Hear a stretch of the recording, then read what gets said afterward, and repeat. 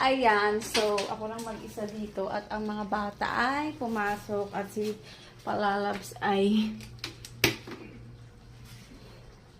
pumasok din. So, ang dami kong nilinis. Mula pag-alis nila, naglinis na ako hanggang ngayon. So, inabot na ako ng hapon.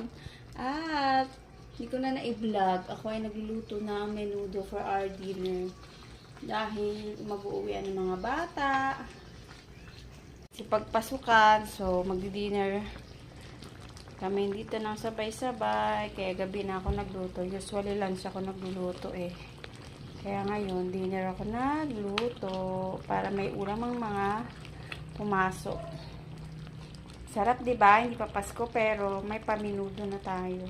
At dahil hindi nga ako nakapagluto ng lunch niyan, ay di na lang ako nagluto. At alam nyo ba mga pala, nakakaloka talaga ang presyo ng mga bilihin. Sa patatas at carrots pa lang, talagang lugi ka na. Butas na agad ang bulsa mo. Pero dahil paminsan-minsan lang naman, hindi naman tayo madalas nakapagluto ng ganito. Kaya naman, wag naman natin intipirin yung ating mga sarili. Paminsan-minsan, kumain din tayo ng masarap. Ganon. Para masulit naman natin yung pinagpagura natin. Hindi naman tayo bibigyan ng gobyerno ng pagkain. Pero ewan ko ba naman bakit nangangialam sila sa mga gusto natin kainin. May hugot yan.